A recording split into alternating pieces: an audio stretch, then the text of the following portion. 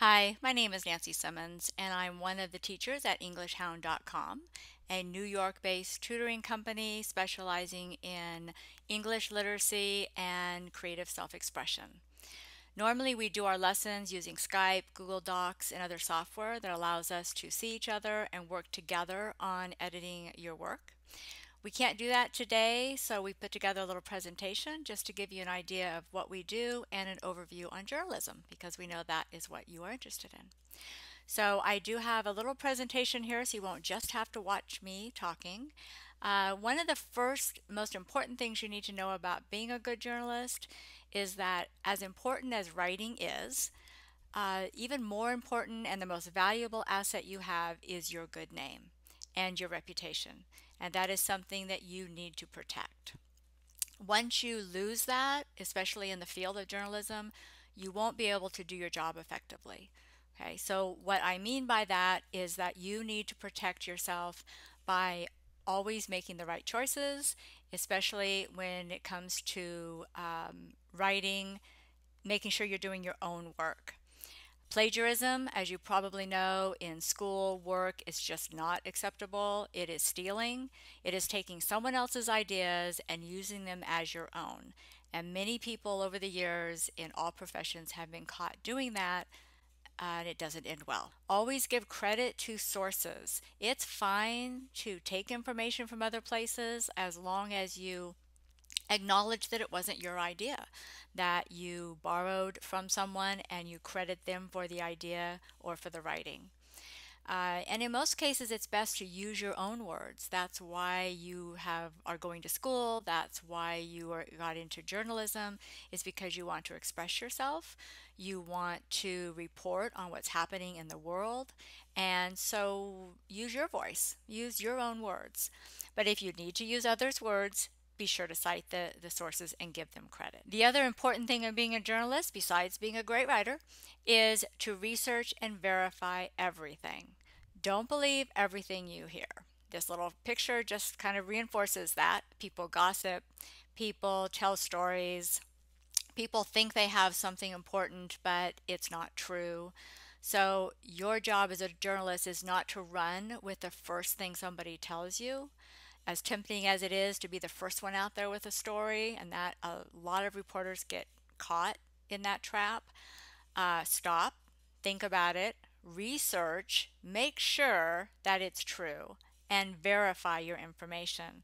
Always use more than one source. If you hear it from one person, don't spread it, write about it until you have verified that it's true. Remember that you are responsible for what you report. You can't later say, well, so and so told me and I believe them.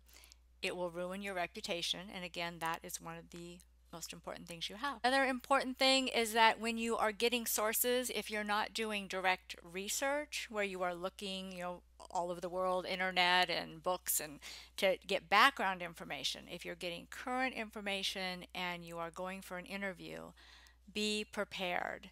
Know your subject. Know what might come up in the questioning. And listen. So many people who interview are so wrapped up in what they're going to say and the next question they're going to ask that they're not listening to the person that they are interviewing. That person could give you some great information, and you might have another question that will come off of listening to that. I have heard people on the news interviewing someone and they miss great opportunities to ask a follow-up question because all they're thinking about is the questions they wrote down earlier.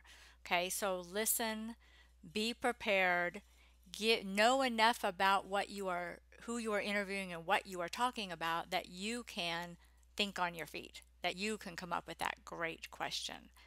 Ask those follow-up questions based on what your interviewee says. And another important point in being a good journalist is once you have the information, you've researched, you've done your interview, now you want to write your story or do your report, and you have a mass of work. Okay? Do not be like this guy. Okay? Do not sit there with your pile of notes wishing you could find that great quote that you're just sure you wrote down somewhere. or your research notes on something that was so important that would add so much to your story. The sources that you need, because you have to verify and have two sources. So you are looking for those, but you can't find them because you have things everywhere. You need to be organized. It's the key to being successful in most things, but especially in something as important as journalism, where you are responsible for what you report. Okay, so you want to make sure that you are organized. Now, when you finally have done your research and you've done your interview and you've organized everything so you can find it and you're ready to go, okay, then you start the writing process.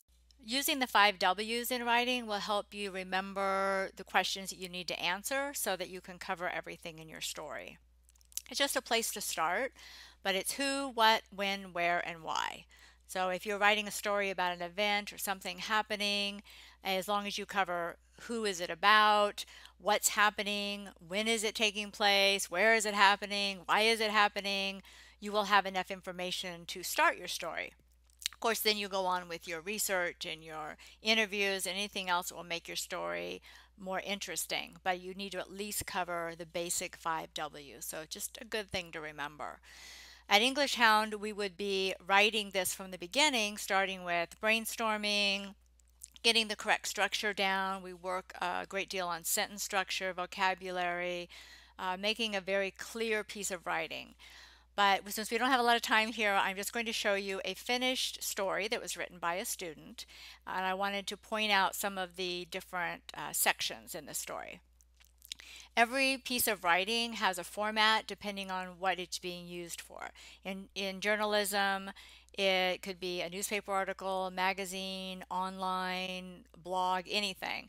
So everything has its own format. So this is basically written for a newspaper. So this is the structure that we're using. So as a student, you would be asked to stay within this structure and create your story covering all the different parts and making sure it all fits.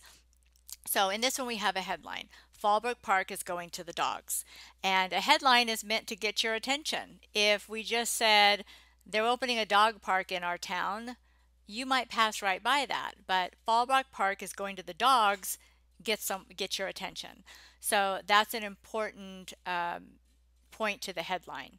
After that, we have the byline, which is the name of the author, and sometimes the author or writer has a specialty. They might be in charge of the writing about food or entertainment, crime, national news. Or they might be a staff reporter, and this person is a staff reporter because she can write for anything.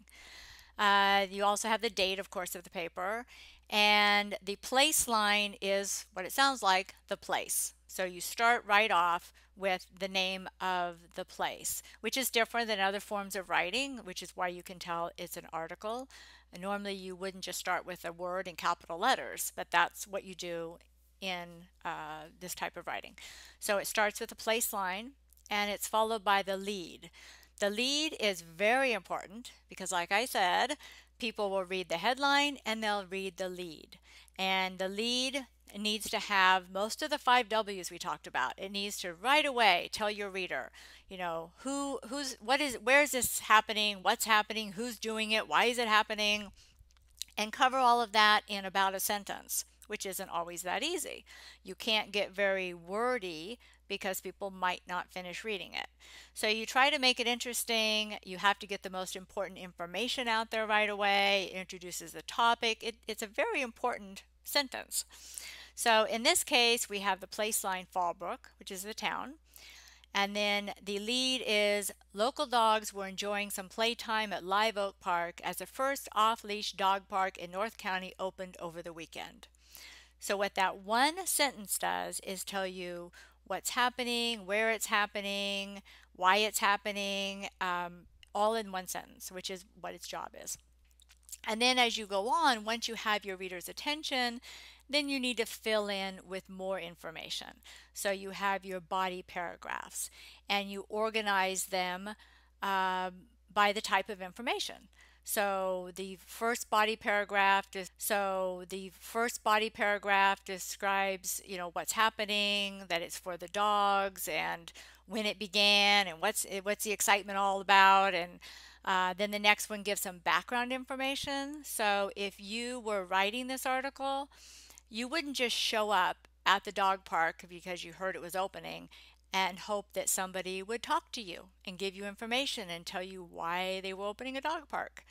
You, as a reporter, would need to have done some research, and you would have found out that they've been planning it for 2 years, that the Board of Supervisors had to vote on it, that people had to raise money. There was just a lot more involved. And as a reporter, you should have that background information. And I want you to notice that in here it says, according to Supervisor Connor. So this reporter is using a source, and according to is a signal word or signal words. It's telling you that I'm going to tell you that it's not my idea. I'm telling you that this information came from this supervisor, which is important because that's your source.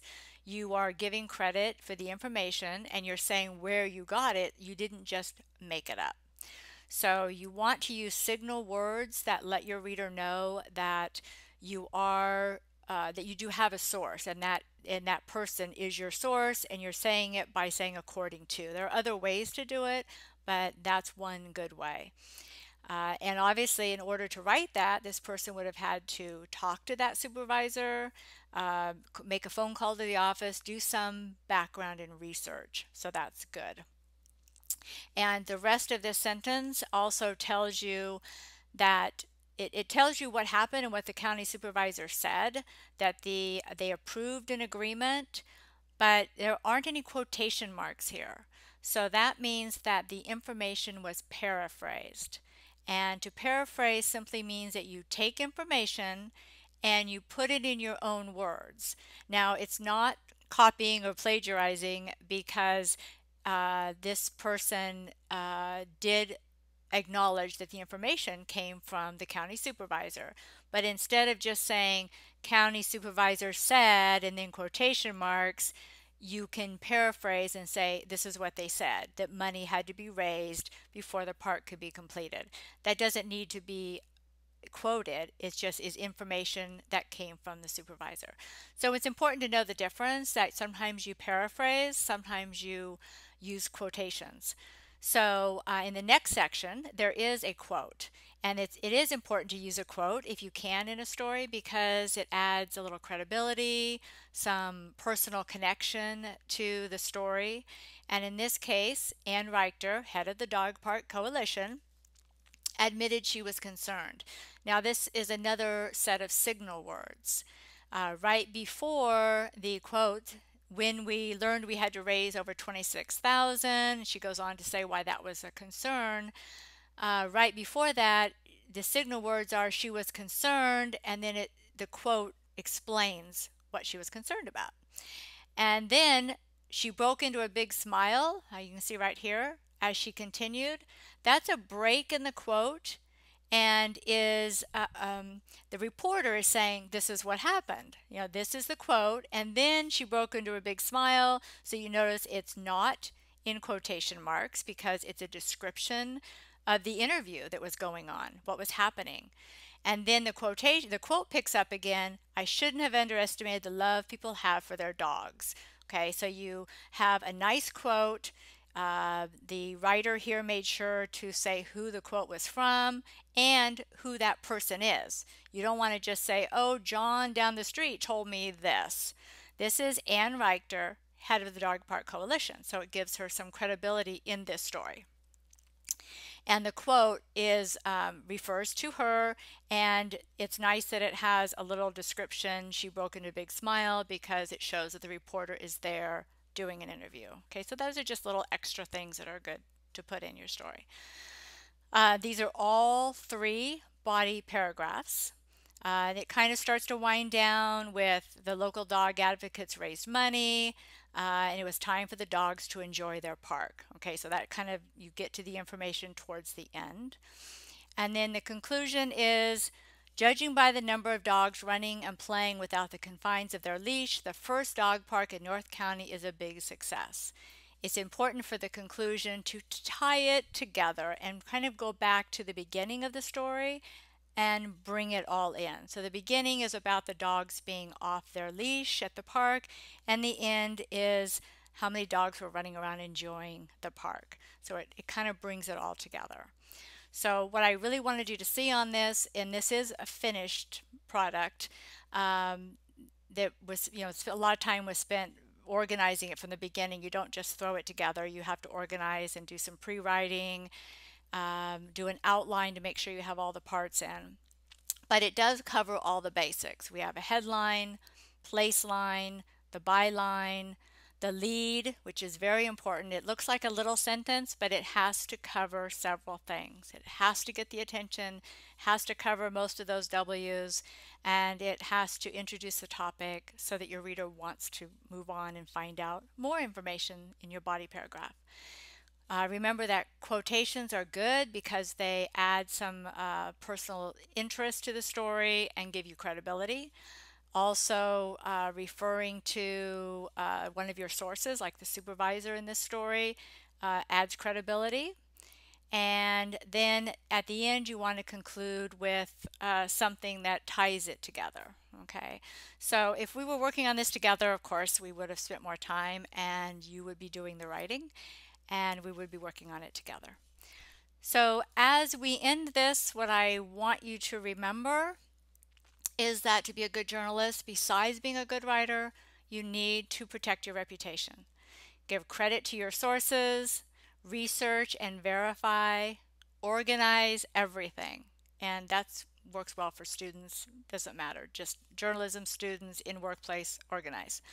Write to clearly inform your audience. That's something we also work on at English Hound because it's so important that you are able to clearly explain yourself to your audience. Okay, the longest words, the longest sentences, most complex things are not always the best. We want to be clear. And in journalism, that's especially important because it's your job to inform. Okay, so use a clear writing structure so that it fits whatever your purpose and your audience is. And that's important so that you know your audience and your writing fits your audience.